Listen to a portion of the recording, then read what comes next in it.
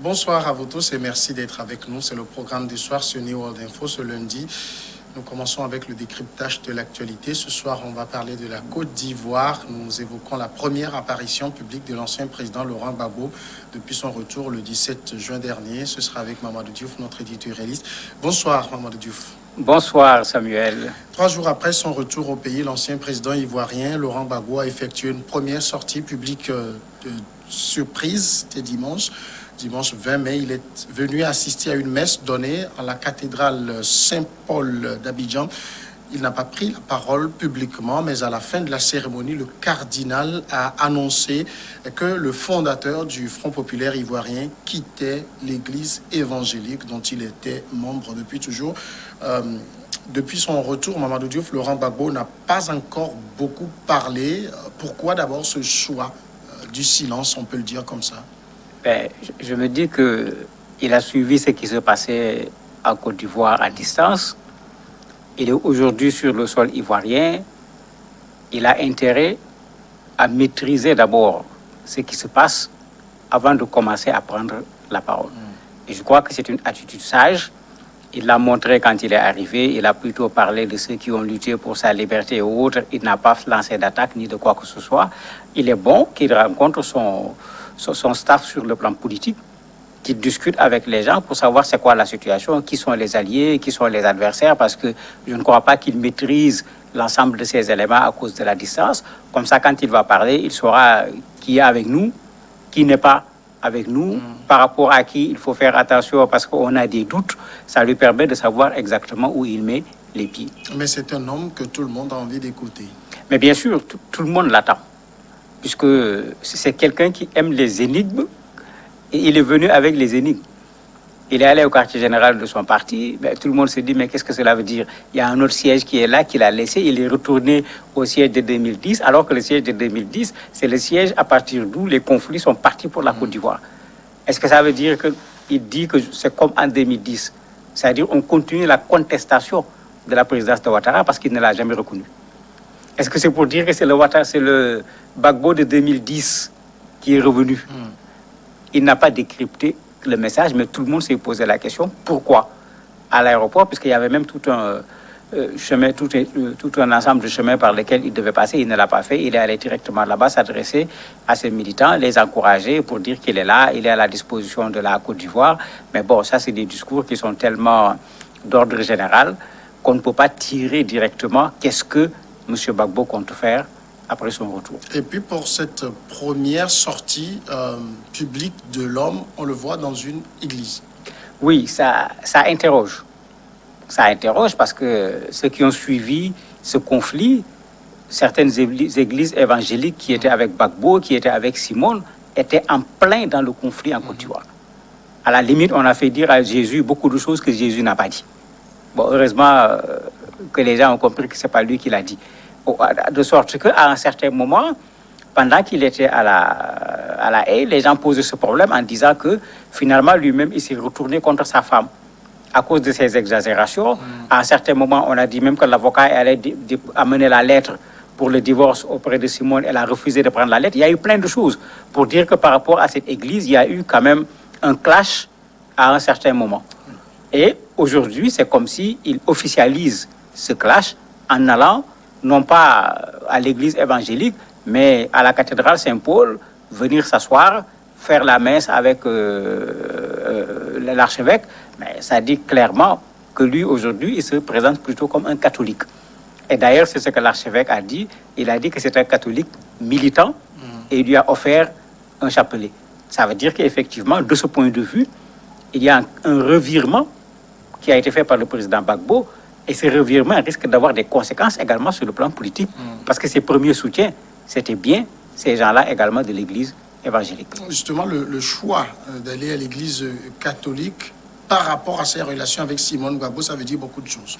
Mais ça peut dire beaucoup de choses, puisque tout le monde sait que dans ces églises évangéliques, Simone est pratiquement une prophétesse. On l'a vu même dans les meetings, confondre parfois le meeting politique à un temple avec tout ce qu'elle dit. Même elle l'a répété, la vidéo qu'elle a enregistrée à l'occasion de la venue du président Gbagbo, même dans la vidéo, c'était encore des des références religieuses, etc. Ça, c'est le discours de Simone de façon générale. Mais l'attitude de Gbagbo, aujourd'hui, c'est carrément le contre-pied de ce discours de Simone Gbagbo. Sans compter que, à son arrivée à l'aéroport, Simone n'avait pas été invitée. Elle n'avait pas de badge, puisque ce sur quoi au moins il s'était entendu, c'est que c'était au FPI de désigner les personnes qui doivent venir et de leur attribuer des badges pour qu'on puisse les reconnaître, pour les laisser passer. Elle n'avait pas de badge, mais en tant qu'ancienne première dame, les gens se sont posé des questions, on l'a laissé passer, mais elle a été humiliée à l'aéroport avec la venue de l'autre dame, et Gbagbo n'a pas semblé se rendre compte que Simone était sur place. Et ça, la presse en a parlé, ça montre encore qu'entre les deux, il y a au moins un problème qui, pour le moment, n'a pas encore été rendu public.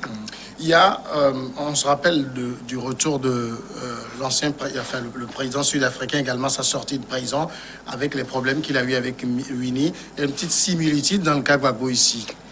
C'est pas exactement la même chose. On peut dire que c'est pas exactement la même chose parce que Mandela et Winnie, les gens savaient que les choses étaient en train de se dénouer.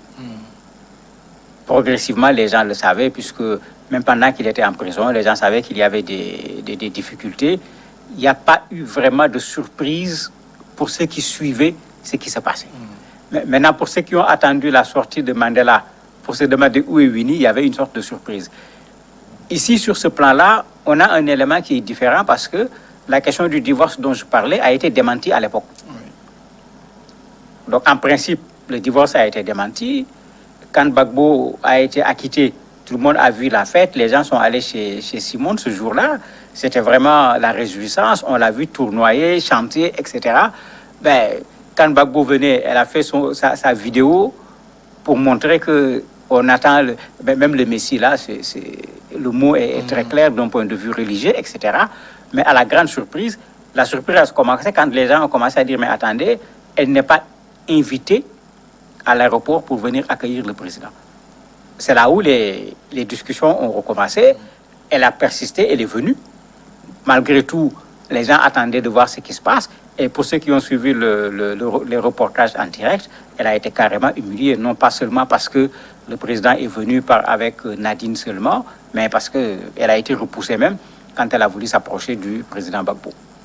Il y a un communiqué qui circule, qui est daté de ce 21 juin, communiqué qui serait signé du conseil de Laurent Gbagbo, maître Claude Métonon, qui dit en substance, M. Laurent Gbagbo annonce qu'en raison du refus réitéré depuis des années de Dame Simone Eivé de consentir à une séparation amiable, au demeurant voie de règlement appropriée à leur statut personnel et politique réciproque, il s'est résolu à saisir ce jour le juge des affaires matrimoniales du tribunal de première instance d'Abidjan d'une demande de divorce.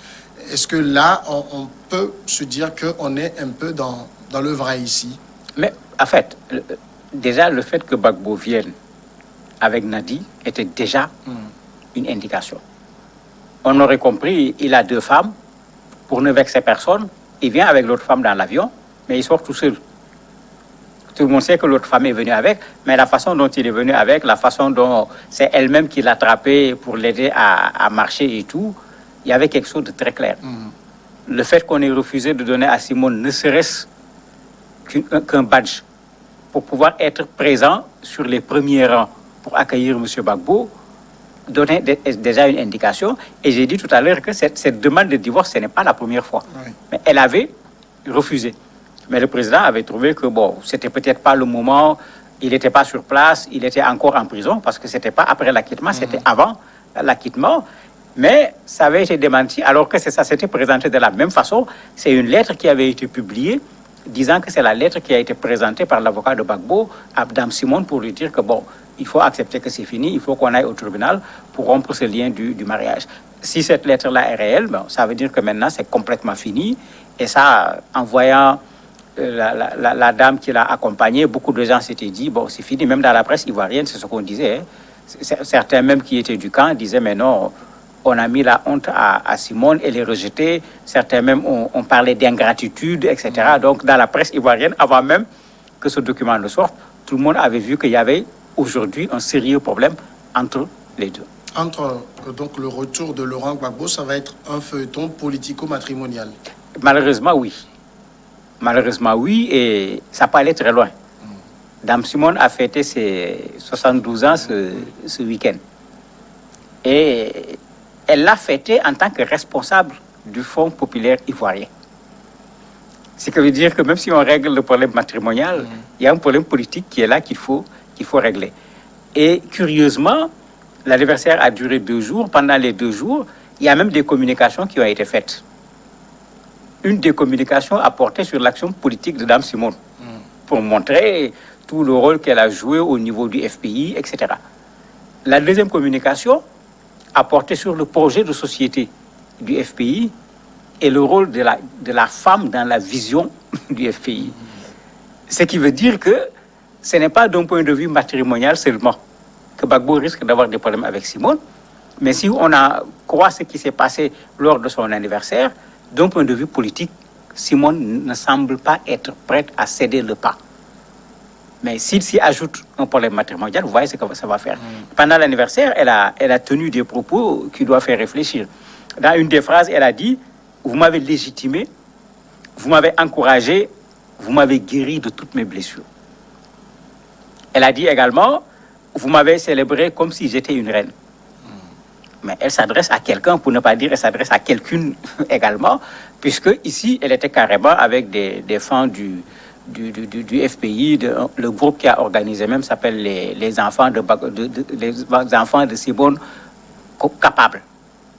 C'est comme ça s'appelle la structure qui avait organisé cet anniversaire, et elle est venue en jean, même quand vous voyez la photo, c'est vraiment une dame qui n'a rien dit, mais qui montre qu'elle est prête pour le combat, aussi bien sur le plan matrimonial que sur le plan politique. Alors tout cela, est-ce que ça ne fait pas aussi un peu les affaires du pouvoir? On laisse les Gbagbo s'entre-déchirer. Mais ça fait plus que les affaires du pouvoir, parce que si Gbagbo revient, on l'attend sur le plan politique, il nous atterrit sur des conflits à caractère matrimonial, mais ça diminue quelque part la personne. Je crois que la lettre que vous avez lue tout à l'heure, l'avocat a bien vu cette portée quand il dit que pour leur personne, l'idéal, ce n'est pas d'aller s'asseoir au tribunal et de se déchirer devant les gens, mais plutôt de s'asseoir entre eux, de savoir que quand une chose ne peut pas continuer, il faut savoir l'arrêter à temps, aller dans le sens de l'arrêter, et puis bon, ils sont dans le même parti, ils peuvent continuer.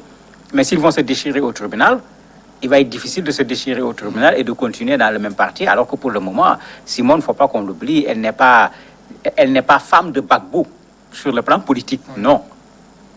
Elle est femme politique. Et c'est deux choses différentes. Ce n'est pas parce que son mari est devenu président qu'elle est devenue politique. Elle est femme politique. Et les thèmes dont je parlais tout à l'heure, c'est ça que les gens faisaient ressortir.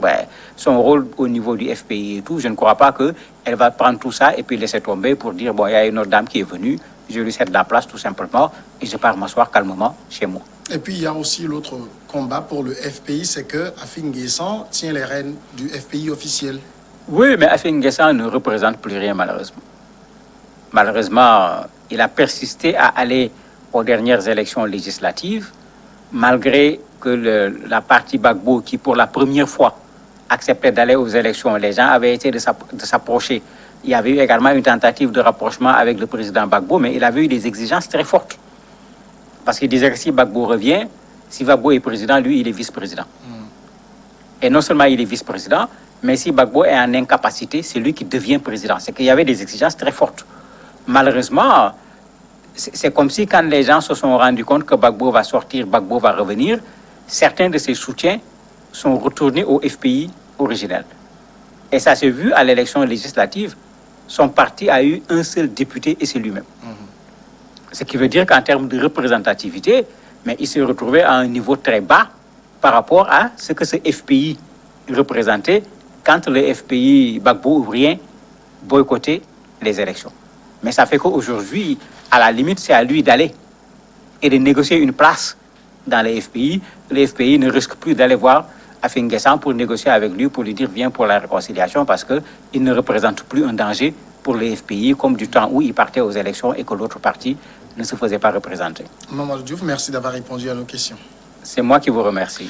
La pause maintenant et après l'invité.